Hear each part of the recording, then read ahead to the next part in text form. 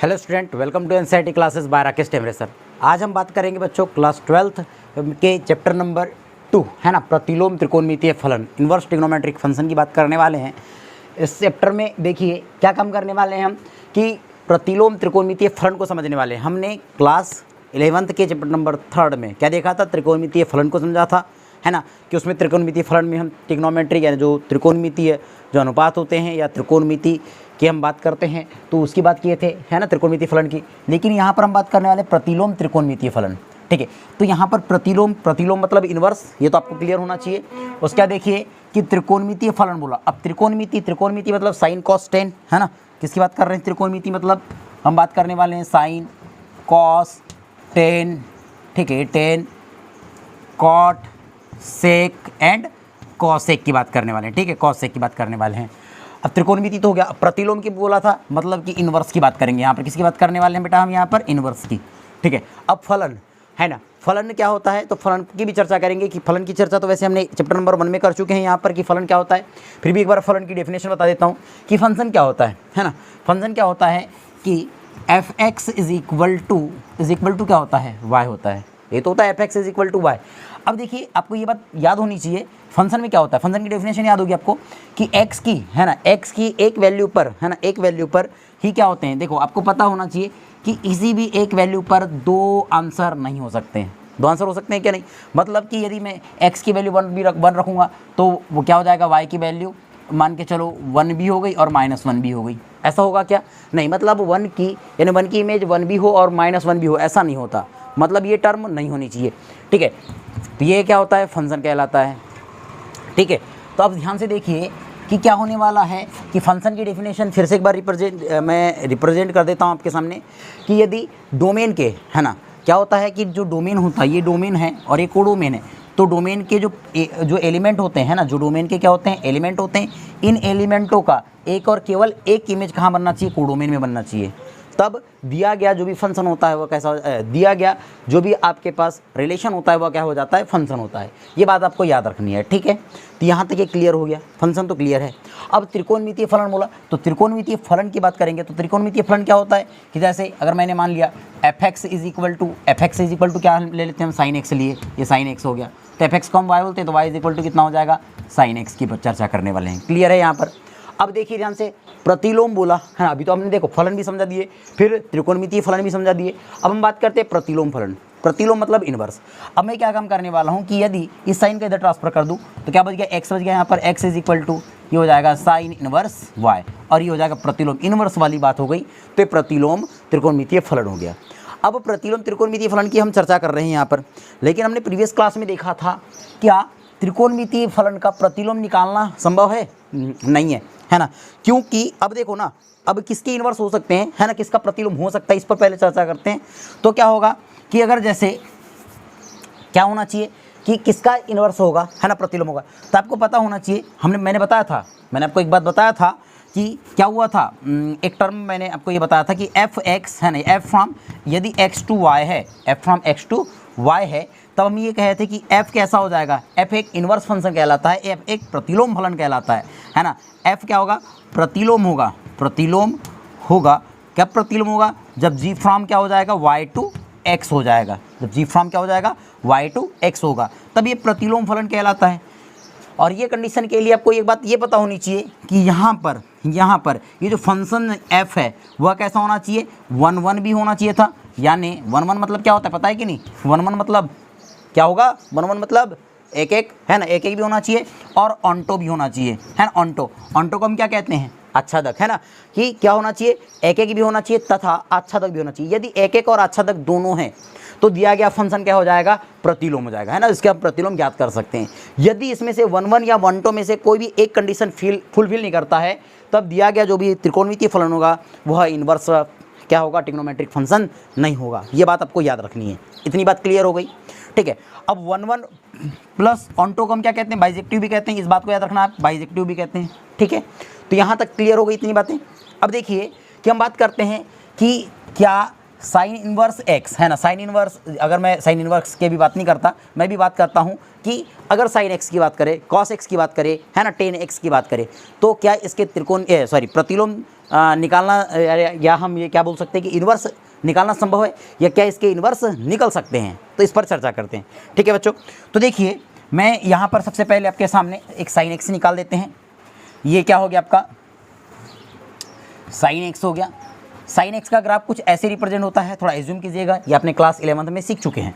देखिए यहाँ पर क्या होता है, यहाँ पर हो जाता है बेटा -1 और यहाँ पर क्या होता है 1, एंड यहाँ पर क्या होगा 0, यहाँ पर कितना होगा π/2, यहाँ हो जाएगा पाई, यहाँ हो जाएगा कितना होगा π/2, ये हो गया पाई, ये हो जाएगा 3π/2 एंड कितना हो जाएगा 3π/2 के बाद कितना हो जाता है, ये हो जाएगा आपका 2π। ठीक, अब देखिए ये तो हो गया। वैसे इधर कितना होगा -π/2 हो जाएगा, यहाँ पर कितना होगा -π होगा, यहाँ पर -3π/2 हो जाएगा एंड यहाँ पर क्या होगा आगे तो -2π होगा। इतनी बात क्लियर है, ऐसे ही पढ़े थे हमने। अब क्या हो जाएगा अगर साइन का ग्राफ बनाना चाहे तो साइन का ग्राफ कैसा होता है, देखो साइन 0 पर, साइन 0 की, देखो साइन 0 की वैल्यू कितनी होती है 0 होती है, तो 0 तो यही होगा, लेकिन साइन पाई की वैल्यू कितनी होती है 1 होती है, तो यहाँ पर ठीक है, इसके कुछ एज्यूम चलते रहेगा और इसके कुछ एज्यूम चलते रहेगा यहाँ पर, है ना। ठीक, ऐसा। तो देखो साइन 0 पर 0, लेकिन साइन π/2 पर 1 एंड साइन पाई पर फिर से 0 हो गया, साइन कितना हो जाएगा 3π/2 पर फिर से -1 हो जाएगा, अब -1 हो जाएगा। ठीक है, अब इधर देखिए तो इधर ये -1 की ओर चलेगा, फिर ये 0 और फिर ये 1 चलेगा। क्लियर हो गया। अब देखिए ये कौन सा एक्सिस है बेटा, ये एक्स एक्सिस है, और ये कौन सा एक्सिस है, तो ये वाई एक्सिस है। ये बात क्लियर हो गई। तो अब ध्यान से देखिए कि x पर, ध्यान से देखो कि x की कोई भी वैल्यू रखूँ मैं, यहाँ पर x की कोई वैल्यू रखूँ, देखो अगर x की वाली वैल्यू रखता हूँ, यहाँ की x की कोई एक वैल्यू रख दूँ या यहाँ की x की कोई वैल्यू रख दूँ, तो देखो ना ये दोनों लाइन पर, देखो ये दोनों लाइन पर एक ही पॉइंट है ना। देखो कि अगर मैं कहता हूँ कि यहाँ का x इज इक्वल टू, मान के चलिए x, ये x1 है और ये कितना है x2 है। अब हमने कहा कि x1 और x2 पर बोलो एक ही तो वैल्यू फाइंड होगी, यहाँ पर जो भी वैल्यू आएगी वही तो फाइंड होगी, है ना, y की एक ही वैल्यू आ रही है। तो क्या ये साइन x क्या बाइजेक्टिव है, क्या बाइजेक्टिव दिख रहा है कि आपको, क्या ये एक एक और अच्छा तक दोनों है, क्या नहीं हो सकता, क्यों नहीं होगा। देखो ना अभी मैं क्या बोल रहा हूँ, एक एक की बात कर रहे हैं, अच्छा तक को छोड़ दो, अभी अच्छा तक तो होगा, लेकिन देखो ना ध्यान से, मैंने कहा एक एक फंक्शन एक एक क्या कहलाता है, एक एक क्या कहलाता है कि यदि इस डोमेन का, है ना, इस डोमेन का प्रत्येक फलन है, इस डोमेन का क्या होना चाहिए, इस डोमेन के भिन्न भिन्न एलिमेंट की, है ना, कि डिस्टिंक्ट एलिमेंट बोलता है, ये जो डोमेन ए है एंड डोमेन बी है, इस डोमेन के प्रत्येक अवयव या भिन्न भिन्न अवयव, ये कह सकते हैं कि इस डोमेन के या इस सेट के भिन्न भिन्न अवयव का इस सेट बी में क्या होना चाहिए, भिन्न भिन्न प्रतिबिंब प्राप्त होना चाहिए। लेकिन मैंने बोला कि इस x1 और इस x2 दोनों की इमेज तो ये एक ही बन गई सेम, तो ऐसा होगा क्या, नहीं, तो ये एक एक ही तो है नहीं, एक एक ही नहीं है। लेकिन अच्छा तक की बात कर सकते हैं, देखो y की वैल्यू -1 से 1 है, -1 से 1 है, तो मैं यहाँ अगर कहा कि ये -1 हो जाए और ये 1 हो जाए, ठीक है, -1 और 1, देखो ना यहाँ पर तो ये यहाँ की किसी न किसी की इमेज होंगे, तो अच्छा तक है, अच्छा तक तो है, लेकिन क्या एक एक है, नहीं है। जब एक एक नहीं है तो क्या ये बाइजेक्टिव होगा, नहीं होगा, और बाइजेक्टिव नहीं होगा तो जो साइन एक्स है वह क्या होगा, बोलो इनवर्स इसका निकाल सकते हैं क्या, नहीं निकाल सकते। ये बात क्लियर हो गई। इसी प्रकार से यदि हम कॉस की बात कर लें, है ना, इसी प्रकार से हम किसकी बात कर लें, कॉस की बात करते हैं, तो देखिए अगर मैं कॉस का ग्राफ बनाना चाहूँगा तो हो जाएगा -1, ये हो जाएगा बेटा 1, ये π/2, वैसे ये पाई, ठीक है, और ये कितना हो जाएगा -π/2 एंड -π, आगे और लिख सकते हैं, अब 1 तक चलते रहेंगे। अब देखिए इसका ये 0 होता है, 0 पर कितना होता है 1 होता है, ठीक है, एंड π/2 पर 0 हो जाता है, तो इसका ग्राफ कैसे बनेगा, ऐसे कुछ समथिंग बनेगा, ऐसा जाएगा।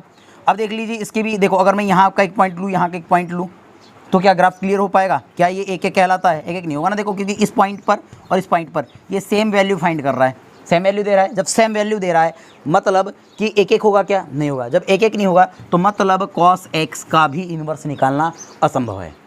तो ये बात हम 11th में सीख चुके हैं। इसकी तो बात देख लिए, इसके हमने डोमेन और रेंज भी देखा था, है ना, प्रांत और परिसर भी 11th में देख चुका है। लेकिन अब हम क्या करने वाले हैं कि इस साइन x और इस cos x, क्योंकि हम प्रतिलोम त्रिकोणमितीय फलन पढ़ रहे हैं, तो इस साइन x और इस cos x को का किस प्रकार से हम प्रतिलोम ज्ञात करेंगे, इस पर इस क्लास में चर्चा करने वाले हैं। यहाँ तक क्लियर हो गया? Please pause the video, note it down. देखते हैं बेटा क्या कहता है कि त्रिकोणमितीय एवं प्रतिलोम त्रिकोणमितीय फलन के प्रांत तथा परिसर या परास, है ना। तो क्या बोलता है, परिसर या इसको हम क्या कह सकते हैं, परास कह सकते हैं। ठीक है, देखिए टेबल आपके सामने बना हुआ है, आप इसको नोट कर लीजिएगा, बहुत ईजी है। अब इसको समझते हैं कि कैसे है, क्या है। प्रीवियस क्लास में आपने sine x, cos x, tan x, cot x, sec x and cosec x का प्रांत भी देख चुका है और परिसर भी देख चुका है, ये पढ़ चुका है आप 11th में। फिर भी मैं एक बार फिर से इसी की बात करने जा रहा हूँ। तो देखिए इसको आप कैसे समझेंगे, तो साइन एक्स का प्रांत कैसे होता है, तो मैं एक ग्राफ के, है ना, ग्राफ के तौर पर हम समझते चलते हैं और बात करते चलते हैं। ठीक है, तो साथ ही साथ मैं साइन एक्स बताऊंगा तो साइन इनवर्स एक्स भी बताऊंगा। तो देखिए साइन एक्स का ग्राफ कैसे बनता है, तो आपने पिछले वर्ष ही देखा था और इसके पहले भी अभी मैंने बताया था जस्ट पहले। साइन एक्स कैसे बनता है, अगर ये 0 है, ये कितना हो गया हमारा, पाई हो गया, पाई/2, ये पाई है, कितना हो जाएगा -पाई/2, और ये कितना हो जाएगा -पाई। ठीक है, और आगे वैल्यू होती है नहीं लिखेंगे, इसको छोड़ दो। यहाँ पर -1 और ये कितना होता है 1। ठीक है, ये आपकी कौन सी एक्सिस है बेटा, एक्स एक्सिस है, एंड ये कौन सी एक्सिस है, वाई एक्सिस है। ठीक है, तो साइन एक्स का ग्राफ कैसा बनता है, साइन 0 पर वैल्यू 0 होती है, लेकिन साइन पाई/2 पर कितनी हो जाती है, 1 हो जाती है। तो इसका ग्राफ कुछ ऐसे समथिंग बनेगा। ठीक है, ऐसा ग्राफ बनेगा इसका ग्राफ ऐसा साइन एक्स का। अब देखिए यहाँ पर, अब हम बात करते हैं कि साइन एक्स के ग्राफ में, है ना, साइन एक्स के ग्राफ में क्या कंडीशन हो रही है, ध्यान से देखिए। तो क्या हो रहा है कि यहाँ पर अगर हम बात करें, है ना, साइन एक्स की, तो साइन एक्स में सबसे पहले हमें बात करना पड़ेगा, क्या बात करेंगे, मुख्य मान, है ना, इसका मुख्य मान देखते हैं, है ना। मुख्य मान क्या हो जाता है, तो मुख्य मान की बात करते हैं, मुख्य मान को कैसे रिपीट करेंगे हम, तो देखिए हम इसके मुख्य मान की बात करते हैं, तो मुख्य मान कैसे निकलेगा, तो मुख्य मान क्या हुआ था, जब त्रिकोणमिति का उद्गम हुआ था, या जो हम कह सकते हैं उत्पत्ति हुई थी, तभी इसका मुख्य मान ले लिया गया था। तो मुख्य मान कैसे है, तो देखिए यहाँ पर आपको दिख रहा होगा कि अगर मैं यहाँ से -पाई/2 से बात करूँ, है ना, -पाई/2 से क्या करूँ, पाई/2 की बात करूँ, इतनी बात समझ में आ रही है। क्या बात करा मैंने कि -पाई/2 से अगर पाई/2 की बात करता हूँ, तो यहाँ पर आप एक एक कंडीशन को समझते चलिएगा, है ना।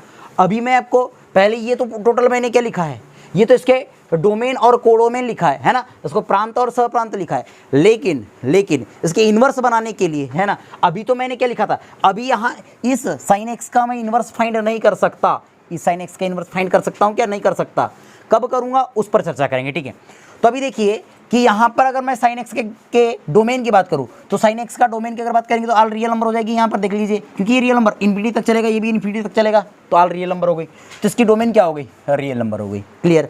अब देखिए कोडोमेन की बात करेंगे, तो कोडोमेन की अगर हम बात करते हैं, तो देखो ये -1 से ओनली 1 तक ही दिख रहा है, क्योंकि -1 से अगर मैं 1 की बात करूँ, देखो ना क्लोज इंटरवल की 1 है, यानी कि ये -1 और 1 भी यहाँ पर क्या सम्मिलित है, तो -1 से 1 तक जितने भी नंबर आते हैं बीच के, है ना, जितने भी नंबर आते हैं, तो वो क्या कहलाएंगे, हमारा रेंज कहलाएंगे, रेंज के एलिमेंट। क्योंकि देखो ना कि अगर आप x की कोई भी वैल्यू रखते चलते हो, तो केवल -1 से 1 तक ही कोई भी एलिमेंट आएंगे, कोई भी नंबर आएंगे, इसके अलावा कोई दूसरे आ सकते हैं क्या, नहीं। तो इसलिए मैंने क्या बोला, क्लोज इंटरवल -1 to 1। ठीक है, तो ये इसका क्या हो गया, परास हो गया। इतनी बात क्लियर हो गई। अब देखिए, अब मुझे ये बात समझ में आ गई ना आपको, इसका डोमेन और डोमेन और क्या समझ में आ गया, रेंज समझ में आ गई। लेकिन अब मुझे इस फंक्शन को कैसे बनाना है, ये जो साइन एक्स है, इस साइन एक्स को मुझे, हाँ, साइन एक्स को क्या करना है, इस साइन एक्स का इन्वर्स फाइंड करना है। तो इन्वर्स फाइंड करने के लिए अब देखो ना कि एक्स की यहाँ पर इस पॉइंट पर और इस पॉइंट पर एक ही वैल्यू फाइंड हो रही है, तो मुझे इसकी तो बात करनी नहीं पड़ेगी। तब मैं यहाँ पर एक इंटरवल लूँगा, कोई भी इंटरवल लूँगा, और उस इंटरवल में फाइंड आउट करूँगा। तो देखिए फाइंड आउट करेंगे, तो जब इसकी उत्पत्ति हुई थी, किसकी उत्पत्ति हुई थी, त्रिकोणमिति की, तब यहाँ पर एक क्या हुआ था, मुख्य शाखा मान निकाले थे, है ना, जिसको हम प्रिंसिपल वैल्यू भी कहते हैं। तो देखिए वो कहाँ से कहाँ तक निकाला गया था, ये -पाई/2 से, है ना, ये पाई। देखो ना इस अंतराल में, देखो इस अंतराल में अगर बात करूँ, तो प्रत्येक एक्स पर y की अलग अलग वैल्यू मिलेगी। प्रत्येक एक्स पर देखो, यहाँ पर कुछ और निकलेगी, यहाँ पर कुछ और, यहाँ पर कुछ और मिलेगी कि नहीं, है ना, यहाँ पर कुछ और, यहाँ पर कुछ और, यहाँ पर कुछ और, यहाँ पर कुछ, यहाँ पर कुछ, इस प्रकार से, मतलब प्रत्येक एक्स पर y की अलग अलग वैल्यू फाइंड हो रही है। अब इसी प्रकार से अगर मैं यहाँ की बात करूँ, यहाँ पर से यहाँ पर, तो देखो ना यहाँ पर भी प्रत्येक x पर y की अलग अलग वैल्यू फाइंड हो रही है। लेकिन मैंने क्या बोला अभी, प्रिंसिपल वैल्यू, मुख्य शाखा मान, तो मुख्य शाखा मान इसको लिया जाता है, तो हम इसकी बात कर रहे हैं। तो यहाँ पर देख लीजिए ध्यान से, अब यहाँ पर अगर मैं बात करूँ तो क्या हो जाएगा, जब यहाँ पर हम बात करेंगे किसकी, साइन एक्स की, हाँ, तो साइन एक्स की डोमेन क्या हो जाएगी, तो ध्यान से देखिए डोमेन क्या हो जाएगा। अब मैं क्या बात कर रहा हूँ, साइन एक्स की डोमेन की बात कर रहा हूँ। तो डोमेन क्या हो रहा है, एक्स की वैल्यू कहाँ से कहाँ तक बोलो ना, माइनस π/2 से π/2 से कितना हो रहा है, π/2, ये डोमेन हो गया। ये किसके लिए हुआ, साइन एक्स क्या है अभी यहाँ पर, साइन एक्स का हम क्या ज्ञात कर सकते हैं, साइन एक्स एक फंक्शन है और इसका मैं क्या ज्ञात कर सकता हूँ, इनवर्स ज्ञात कर सकता हूँ, उसके लिए डोमेन है ये। ठीक, साइन एक्स का डोमेन तो रियल नंबर था, साइन एक्स का डोमेन क्या था, रियल नंबर था। लेकिन मैं इस साइन एक्स का जब डोमेन रियल नंबर है और परिसर -1 to 1 है, क्लोज इंटरवल -1 to 1 है, तब इसका इन्वर्स ज्ञात नहीं कर सकता। लेकिन इन्वर्स ज्ञात करने के लिए मुझे एक्स की एक वैल्यू पर वाई की केवल एक वैल्यू फाइंड होनी चाहिए थी, है ना, यानी कि तो मैं क्या बोलूँगा यहाँ पर, तब उसका डोमेन क्या है, -π/2 से π/2 हो गया। क्लियर है इतनी बात, यहाँ से यहीं तक ही तो लिया हूँ यार। ठीक, एक्स पर। अब देखो, अब मैंने क्या बोला कि यदि इसका डोमेन ये है तो इसकी रेंज क्या होगी, तो रेंज क्या दिख रही है, रेंज आपको कहाँ से कहाँ तक दिख रही है, -1 to 1 दिख रही है। क्या दिख रहा है, -1 to 1, तो मैं क्या बोलूँगा, -1 to कितना हो जाएगा, 1। अब इसका इन्वर्स फाइंड करेंगे, है ना, तो साइन इन्वर्स एक्स क्या हो जाएगा, साइन इन्वर्स एक्स, तो इसका जो डोमेन होता है वो जो डोमेन होता है वो क्या बन जाएगा, रेंज बन जाएगा, और जो रेंज होता है वो क्या हो जाएगा, डोमेन। तो कितना हो जाएगा, -1 to 1 क्या हो जाएगा, इसका डोमेन हो जाएगा, एंड रेंज कितना हो जाएगा, -π/2 to π/2। ठीक है, अब तो देखिए, अब हम बात करते हैं नेक्स्ट। आपको समझ में आ गया ना, साइन एक्स का जो साइन एक्स का डोमेन क्या हो गया, रियल नंबर हो गया, एंड कोडोमेन क्या हो गया, कोडोमेन क्या हो गया, -1 to 1। लेकिन मैंने बताया था कि अगर ये साइन जो फंक्शन है ना, जो साइन एक्स फंक्शन है, इसका इन्वर्स अगर हमको फाइंड करना है तो इसका डोमेन और कोडोमेन मैंने बता दिया सबको, डोमेन और रेंज। तो डोमेन क्या हो रही थी, -π/2 to π/2, एंड क्या होता है, रेंज क्या हो रही है इसकी, क्लोज इंटरवल -1 to 1। तब मैंने इसका इन्वर्स कैसे निकाला था, इन्वर्स निकाला था तो डोमेन और हमने क्या कर दिए थे, रेंज को परिवर्तित कर दिए थे, क्योंकि आपको पता है कि फंक्शन कैसा होता है, f from x to y, है ना। ये अगर ये इसका इन्वर्स कैसा निकालूंगा, जी इन्वर्स होगा, कब होगा, यदि इसका डोमेन क्या बन जाए, y, एंड रेंज क्या बन जाए, x बन जाए। ऐसी तो होता है, इसलिए निकाल दिए थे। ठीक है, अब हम बात करते हैं cos x की। ठीक है, अब किसकी बात करने वाले हैं, cos x की बात करने वाले हैं। तो क्या हो जाएगा आपका cos x। ठीक है, cos x के बनाने के लिए मैं पहले ग्राफ बता देता हूँ आपको। ये ग्राफ है, ठीक, ऐसे ग्राफ बनेगा हमारा। ये मान के चलिए 1 हो गया, ये -1 है, ये π/2, ये पाई एंड 3π/2। ठीक है, ये कितना हो जाएगा, ये हो जाएगा -π/2। ठीक है, ये कितना होगा, -π, और ये कितना होगा, -3π/2 हो जाएगा। ठीक, ये 0 है। आपको पता है कि cos 0 पर, है ना, cos 0 पर क्या हो जाएगा, वैल्यू 0 होती है क्या 1 होती है, cos 0 पर 1 होती है। ठीक है, तो ये हो जाएगा 1। तो ये इस प्रकार से ऐसे रिप्रेजेंट किया जाएगा। ठीक, आपका ग्राफ ऐसा चलेगा। ठीक है, अभी अगर cos x का ग्राफ है तो आप देख लीजिए कि x की दो अलग अलग वैल्यू पर y की एक ही वैल्यू फाइंड होती है। अरे देखो ना ध्यान से, अगर मैं एक बात ये कह रहा हूँ कि ऐसा होगा कुछ, देखो यहाँ पर अगर -π पर बोला तो -π पर भी -1 है, और कितना हो गया, ये पाई पर भी कितना है, हाँ 1 है। तो देखो ना, x की दो अलग अलग वैल्यू पर y की हमारे पास क्या आ रही है, एक ही वैल्यू आ रही है। तो ये तो एक एक नहीं होगा, तो उसको पहले एक एक बनाना पड़ेगा। तब सबसे पहले इसका हम डोमेन और कोडोमेन डोमेन और रेंज निकाल लेते हैं। किस पर, जब ये फंक्शन चाहे इन्वर्स बने या ना बने फिर भी, है ना। तो देखिए इसके डोमेन देखिएंगे तो क्या हो रही है, एक्स की आल रियल नंबर आ रही है, तो देखो डोमेन क्या हो गया, इसका रियल नंबर हो गया। अब कोडोमेन की बात करते हैं बेटा। कोडोमेन पर देखो ना, एक्स की वैल्यू यहाँ पर क्या हो रहा है, -1 to 1 ही तो हो रही है। आपको एक्स की कोई भी वैल्यू रखो, आपको वाई की वैल्यू -1 से 1 ही तो फाइंड हो रही है। तो क्या हो जाएगा, इसका जो परिसर हो जाएगा वो -1 to 1 हो जाएगा, वो भी क्लोज इंटरवल। क्लोज इंटरवल और ओपन इंटरवल समझता है ना क्या होता है। ठीक है, अब देखो क्लोज इंटरवल और ओपन इंटरवल नहीं समझता होगा तो थोड़ा समझ लेते हैं। अगर मैं बात करता हूँ कि मेरे पास किसी नंबर लाइन पर यदि a और ये b कोई दो वैल्यू है ना, a और b कोई दो वैल्यू है। अब देखिए कि यदि मैं इसी को बोलूँ कि यदि a b दोनों क्लोज इंटरवल में गिवन है, दोनों क्लोज इंटरवल में गिवन है, मतलब कि ये भी इंक्लूड होगा और ये भी इंक्लूड होगा और इसके बीच के ऑल रियल नंबर इंक्लूड होंगे। लेकिन मैं इसी को यदि a b ओपन इंटरवल में रिप्रेजेंट करता हूँ और ये a है एंड ये b है, तब ये a और b इंक्लूड नहीं होंगे, बट इसके बीच के ऑल रियल नंबर इंक्लूड होते हैं। ये बात आपको याद रखनी है। ठीक है, तो देखिए हम बात कर रहे थे cos x की, है ना। यहाँ तो आपको क्या समझ में आ गया कि इसका प्रांत समझ में आ गया है और परिसर समझ में आ गया है। अब हम इसकी बात करते हैं कब कि इसका इन्वर्स जब हम प्राप्त कर सकते हैं कि इसका cos x का इन्वर्स ज्ञात कर सकते हैं, तब इसका डोमेन और क्या रेंज क्या होगी। ठीक है, तो देखिए अब यहाँ पर समझने से के लिए हम क्या काम करेंगे, इसका मुख्य मान वाले बात करेंगे, है ना। तो मुख्य मान प्रिंसिपल वैल्यू क्या होगी, यहाँ से यहाँ तक होगी। ठीक है, देखिए यहाँ पर x की, देखो ना x के प्रत्येक अलग अलग मान पर y की अलग अलग वैल्यू आएगी, वैसे यहाँ पर भी आएगी, यहाँ पर भी आएगी और इस पर भी देखेंगे तो आएगी।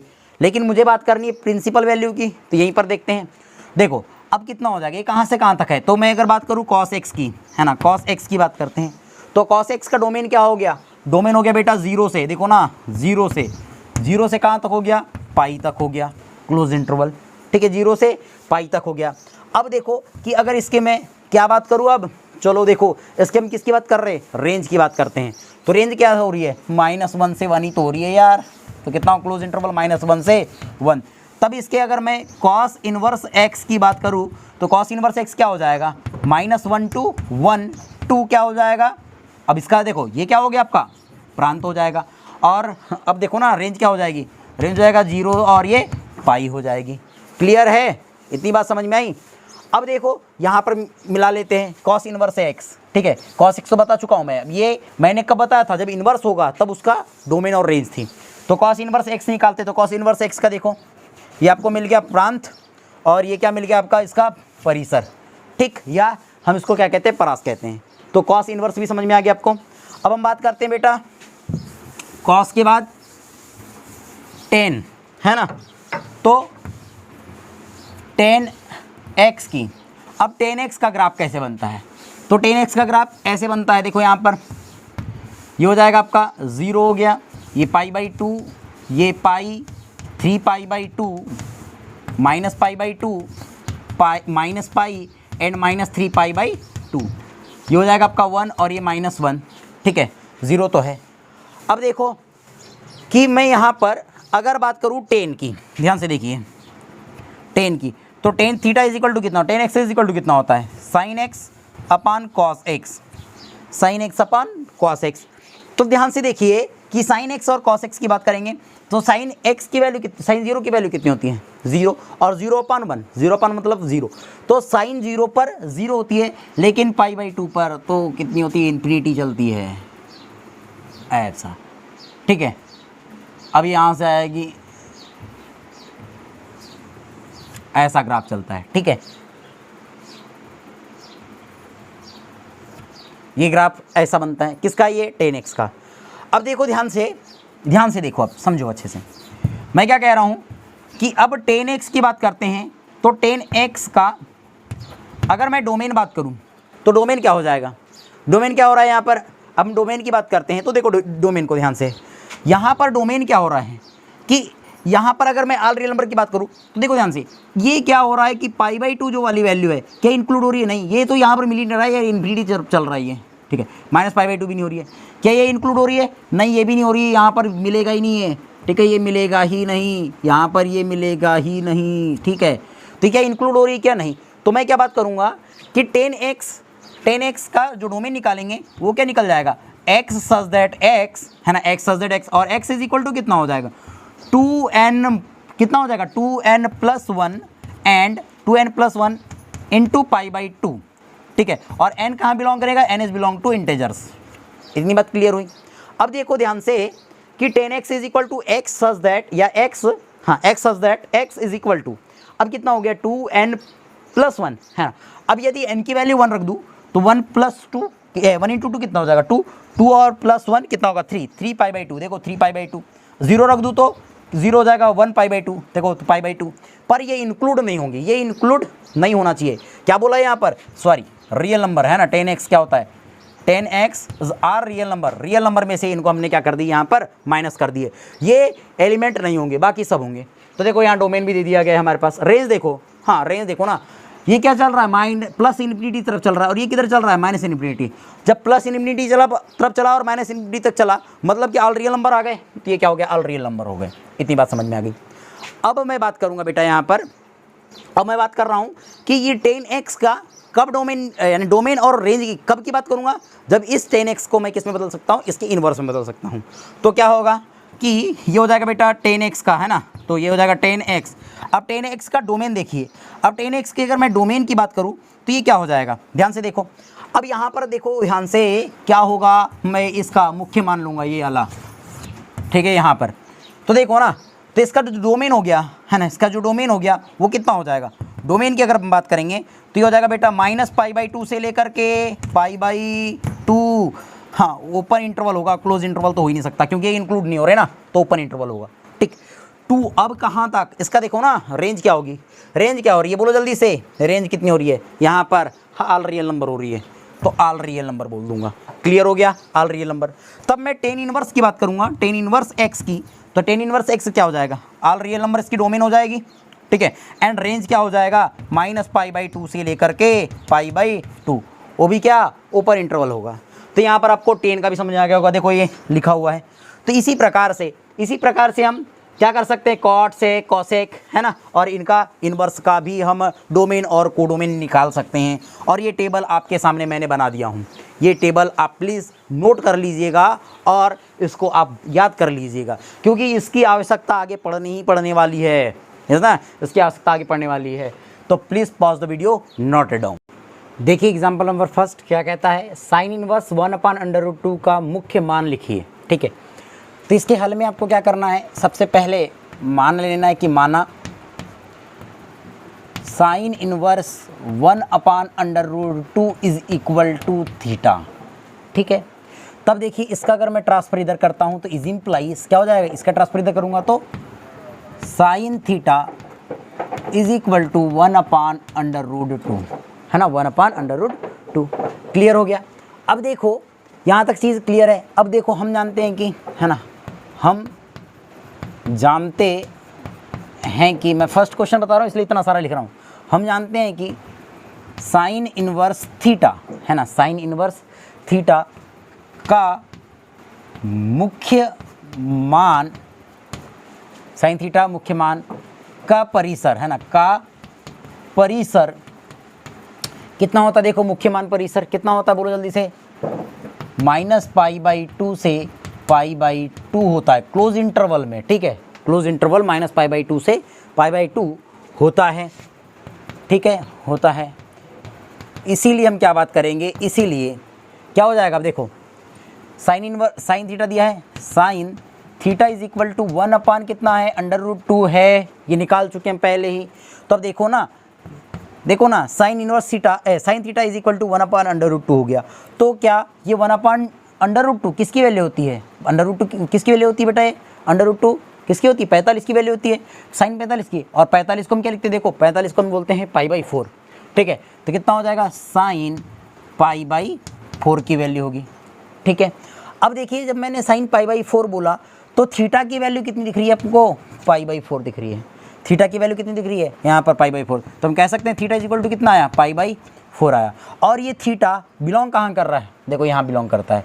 तो मैं क्या बोलूँगा कि ये जो थीटा है, थीटा इज़ बिलोंग टू, है ना, थीटा इज़ बिलोंग टू जो हमारे पास परिसर दिया गया है π/2 से π/2, -π/2 से π/2 दिया गया है, इसमें बिलोंग करता है। अतः इसका मुख्य मान परिसर क्या होगा, अतः बोलो ना इसका मुख्य मान क्या होगा, बोलो जल्दी से, π/4 ही होगा।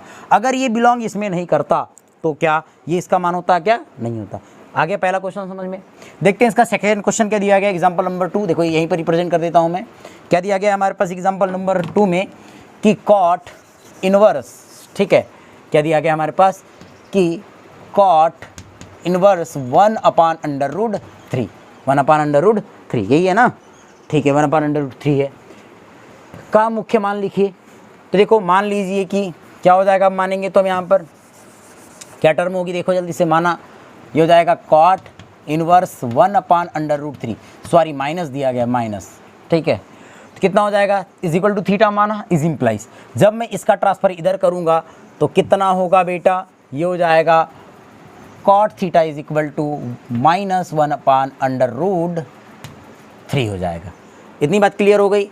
तब हम क्या बोलेंगे कि हम जानते हैं कि कॉट थीटा का, है ना, क्या बोलेंगे, हम जानते हैं कि कॉट थीटा का मुख्य मान परिसर कितना है कॉट थीटा का, देख लो π 0 से लेकर के कितना है पाई है ना, कॉट थीटा का कितना दिया गया है ओपन इंटरवल 0 से लेकर के पाई है, ठीक। तब हम क्या बात करेंगे, तब इसीलिए हम बोलेंगे कि थीटा इज इक्वल टू कितना दिया गया, देखो जल्दी से ध्यान से, कितना दिया गया है, cot theta is equal to -1/√3 is equal to. अब देखिए ना क्या होगा कि cot theta is equal to दिया, अब देखो -1/√3 किसकी वैल्यू होती है, किसकी वैल्यू होती है बेटा, देखो ना ध्यान से, क्या होता है कॉस, अगर मैं कॉट की बात करूँ तो कॉट 0 की वैल्यू इन्फिनिटी है ना, कॉट 0 की वैल्यू कितनी होती है, इन्फिनिटी। फिर कितना हो जाएगा, अब अगर बात करेंगे तो 1/2 और इसकी वैल्यू कितनी होती है √3, यानी कि कॉस की वैल्यू होती है √3/2 और इसकी तो कैंसल आउट करूँगा तो √3 हो जाएगी, कितना हो जाएगा √3 हो जाएगा। अब देखिए उसके पश्चात इसकी वैल्यू 1 एंड 1/√3 फिर 0, तो ये अब नेगेटिव सेकेंड चतुर्थांश में नेगेटिव होता है तो -1/√3, ठीक है। जिसको टेबल निकालते ही नहीं आता तो मैंने एक वीडियो डाला है कि किस प्रकार से निकालें, तो आप वीडियो ज़रूर देख लें, ठीक है। तो देखिए अब कितना में की वैल्यू आ गई है, देखो ना ये 90 के बाद 120 आता है, 90 के बाद 120 तो मतलब 2π/3 की वैल्यू, तो कितना हो जाएगा, किसकी वैल्यू हो गई, कॉट है ना, कॉट 2π/3 की वैल्यू हो गई। अब थीटा की वैल्यू कितनी दिख रही है, थीटा इज इक्वल टू 2π/3 दिख रहा है। और ये थीटा, क्या ये थीटा बिलोंग करता है, किस में बिलोंग करता है, 0 से लेकर के पाई में बिलोंग करता है क्या, देख लो ना, 0 से लेकर पाई मतलब 180, पाई मतलब 180, इसके बीच में दिख रहा है आपको, दिख रहा है, जो बिलोंग कर रहा है मतलब आपका 2π/3 ही क्या हो जाएगा, इसका मुख्य मान हो जाएगा। समझ में आया बेटा, तो please pause the video, noted.